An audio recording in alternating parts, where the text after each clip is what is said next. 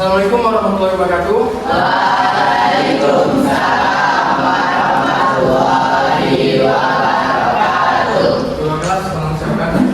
Siap, Lan.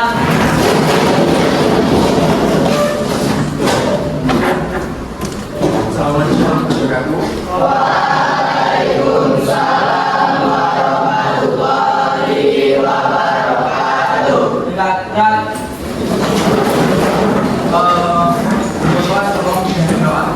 Sebelum memulai pelajaran kita pada hari ini, marilah kita berambil keyakinan masing-masing. Doa dimulai.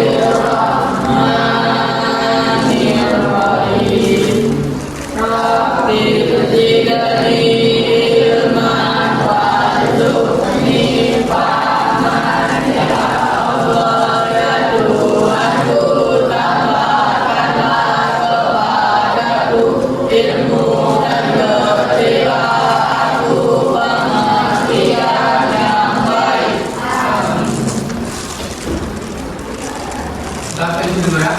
Siapa yang nggak hadir? Ketua kelas siapa yang nggak hadir? Khairul Azhar sama Fatina. Cuma 2 orang. Ada Khairul Azhar.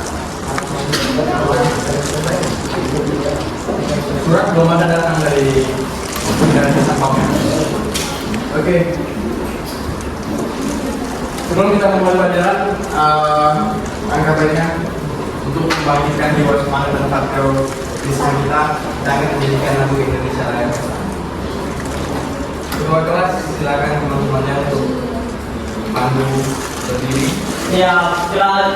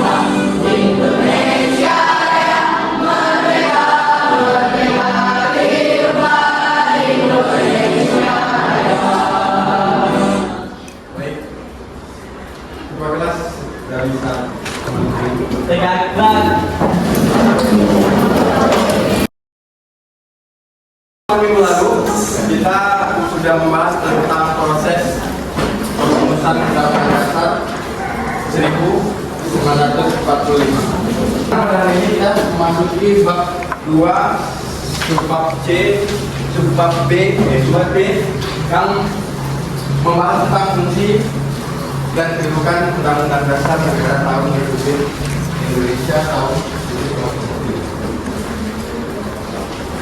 1945. Amanah. Tujuan pembelajaran pada pertemuan hari ini yaitu saudara diharapkan mampu untuk mengetahui apa fungsi serta kedudukan Undang-Undang Dasar Negara Republik Indonesia tahun 1945. Ini adalah tujuan pembelajaran kita, target pembelajaran yang akan Bapak mampu menguasainya. Apa maksudnya?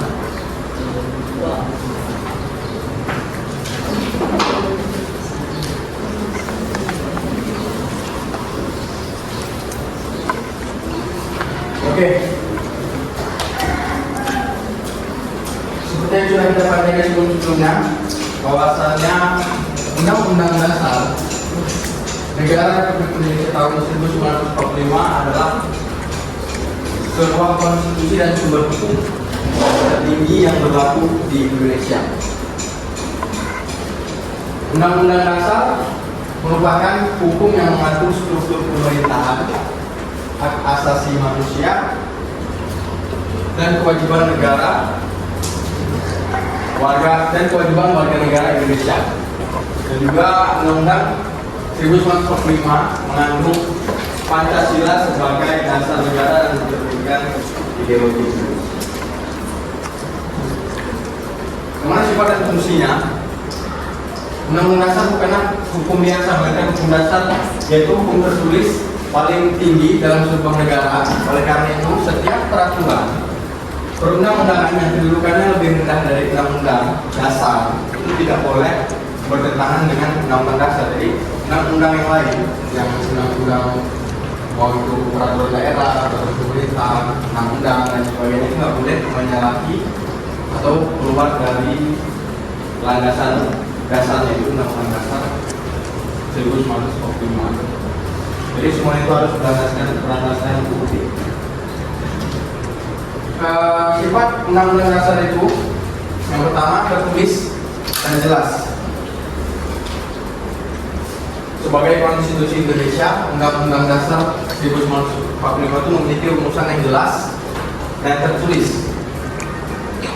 Berarti Undang-Undang Dasar 1945 itu mengandung aturan-aturan yang mengikat, baik mengikat pemerintah sebagai penyelenggara negara yang mengatur negara ataupun setiap warga negara sebagai penduduk.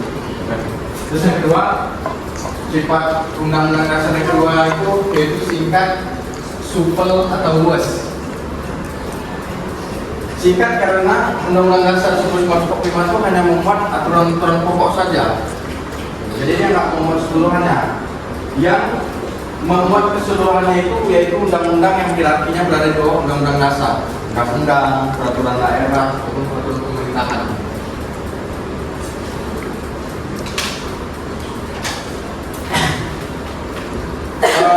Membahas tentang supel atau luas pasti asing kan, kata-kata supel dan luas itu telinga kita. Jadi supel atau luas itu berarti yang menjelaskan supel dan luas itu artinya undang-undang dasar itu bersifat tidak dinamis. Dinamis itu dalam artian dapat menyesuaikan perkembangan zaman. Jadi meskipun zaman berubah, tahun berganti, hari juga berlalu, tapi undang-undang dasar ini tetap dinamis, tetap dapat menyesuaikan dengan keadaan ataupun kondisi negara pada perkembangan zaman. Jadi dia mengikuti perkembangan zaman, kan? Dia dapat menyesuaikan diri dengan segala situasi dan kondisi perkembangan zaman yang terus berubah. Berikutnya yaitu mengenai fungsi Undang-Undang Dasar Negara Republik Indonesia tahun 1945. Yang mana diantaranya fungsi Undang-Undang Dasar itu yang pertama adalah sebagai alat kontrol. Sebagai alat kontrol apakah suatu peraturan undang-undang lain posisinya lebih rendah, undang-undang lain itu posisinya lebih rendah bukannya sudah sesuai apa belum dengan Undang-Undang Dasar Negara Republik Indonesia.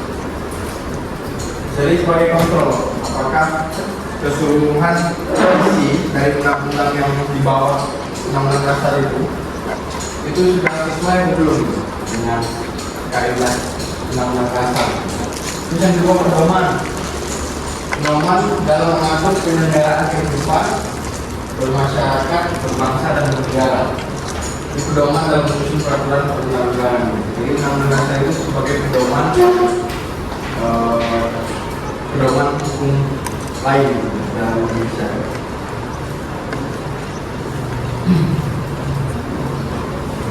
Jadi pedoman penyelenggaraan kehidupan bernegara itu Undang-Undang Dasar 1945 menjadi pedoman dalam mengatur penyelenggaraan kehidupan bernegara Indonesia yang mencakup struktur pemerintahan, hak asasi manusia dan kewajiban warga negara.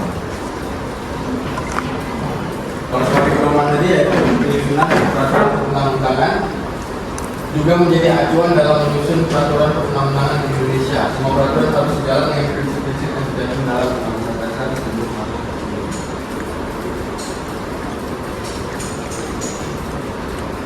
Selanjutnya yaitu mengenai kedudukan Undang-Undang Dasar Negara Republik Indonesia tahun 1945. Tahukah anak-anak bapak apa yang menjadi mengapa negara itu memerlukan hukum dasar? Karena hukum dasar dan negara itu kan berbeda-beda ya, tergantung dari sejarah negara itu kan. Bagaimana negara tersebut itu meraih kemerdekaannya. Tergantung. Jadi kedudukan Undang-Undang Dasar Negara Republik Indonesia tahun 1945 itu yaitu merupakan sumber hukum tertinggi dan menempati urutan tertinggi dalam tata urutan perundang-undangan di Indonesia. Berapa kali pergantian Undang-Undang Dasar sejak pertama kali disahkan? Jadi dalam rekor sejarah yang tercatat, Undang-Undang Dasar itu mengalami pergantian sebanyak 5 kali.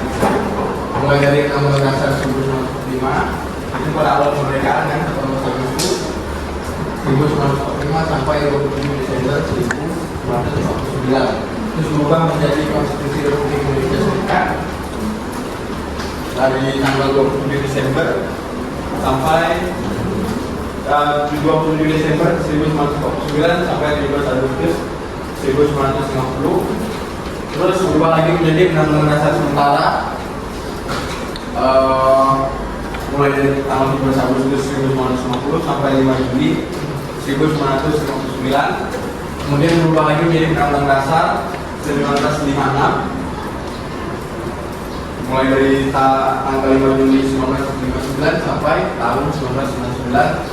Baru Undang-Undang Dasar Negara Republik Indonesia tahun 1945 amandemen tahun 1959 sampai sekarang. Sedangkan itu kan tadi perubahan ya. Kalau amandemen, undang-undang itu mengalami amandemen itu terakhir mulai dari tahun 1999. Jadi amandemen pertama itu terjadi pada tanggal 14 sampai 21 Oktober 1999. Terus amandemen kedua terjadi pada tanggal 7 sampai 18 Agustus tahun 2000. Amandemen ketiga terjadi mulai dari tanggal 1 sampai 9 November 2001. Benar lahir belum? Kelas ini lahiran tahun? 2010, 2011. Ya, 2010, 2011. Terus yang terakhir itu amandemen keempat setelah dari tanggal 1 sampai 11 Agustus 2002. Jadi mulai. Oke, perubahan yang dihasilkan. Jadi setelah mendapatkan amandemen, jalani amandemen perubahan. Jadi perubahan yang dihasilkan dari amandemen itu yaitu pertama pembatasan kekuasaan presiden terhadap struktur lembaga-lembaga tinggi negara, terus dimasukkannya pasal-pasal tentang HAM, dan yang terakhir dilakukannya otonomi daerah. Nah, ini perbedaan Undang-Undang Dasar 1945 sebelum nanti dilakukan amandemen. Sebelum amandemen,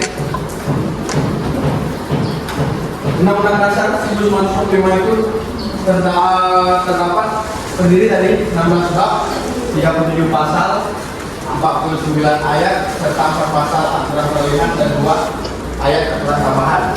Dan sesudah amandemen berubah menjadi 21 bab, 73 pasal, 170 ayat, serta 3 pasal aturan peralihan dan 2 pasal aturan tambahan.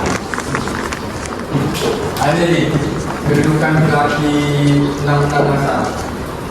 Bisa melihat sendiri bahwasanya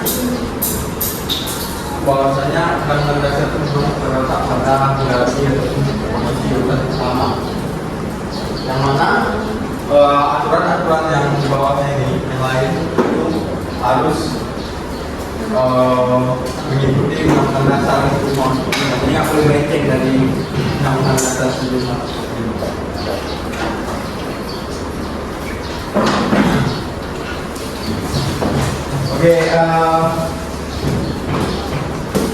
Oke, selanjutnya Bapak akan memberikan lembaga kerja peserta didik. Jadi ada terdapat 2 jenis lembaga kerja. Lembaga kerja yang individual dan kelompok.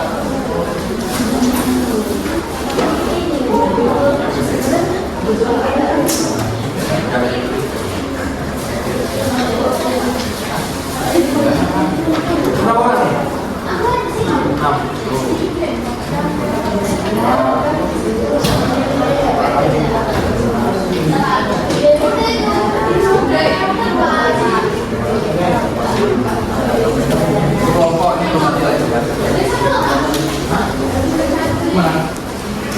6.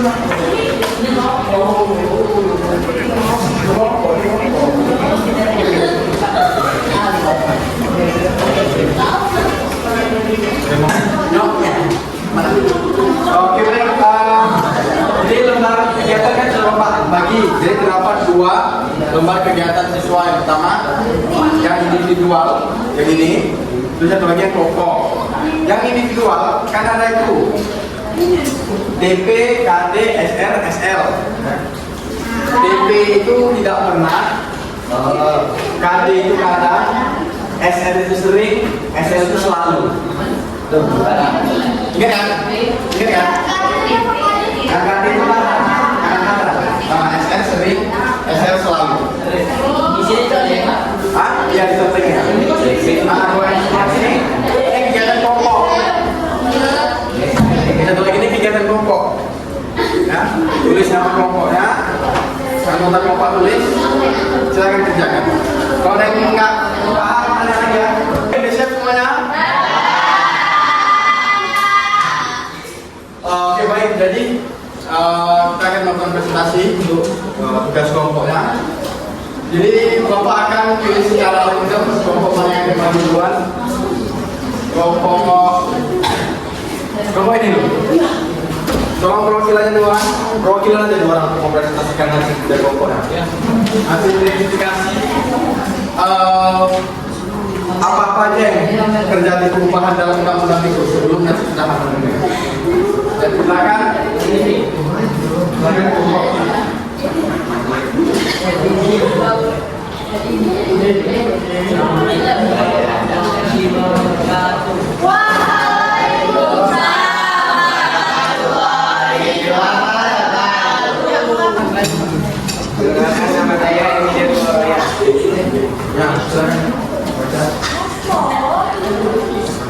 Untuk lebih memahami materi tentang amandemen UUD NRUUD Negara Republik Indonesia tahun 1945, apabila tabel perbandingan UUD Negara Republik Indonesia tahun 1945 sebelum dan sudah dilakukan amandemen di bawah ini. Baik, sebelum amandemen berapa bab? Terdiri dari berapa bab?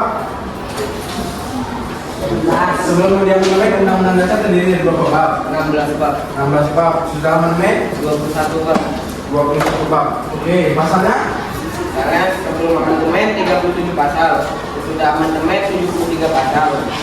Ayatnya Ya, sebelum amandemen 49 ayat, sudah amandemen 170 ayat. aturan tambahannya Sebelum amandemen 4 pasal peraturan peralihan, sudah amandemen 3 pasal aturan peralihan. Aturan tambahan 2 ayat aturan sebelum amandemen 2 ayat aturan tambahan.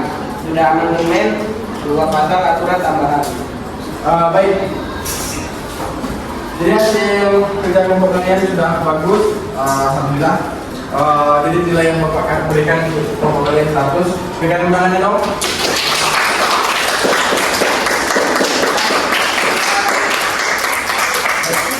Setelah hasil dari diskusi kelompok kami akhiri dengan ucapan Assalamualaikum warahmatullahi wabarakatuh.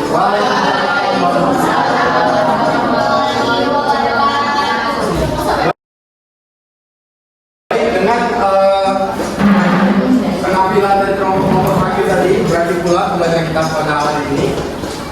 Jadi kesimpulan dari pembelajaran kita hari ini yaitu Undang-Undang Dasar Negara Republik Indonesia itu adalah sebuah undang-undang dasar tertulis yang mana posisinya itu terdapat dalam urutan tertinggi dalam negara Indonesia.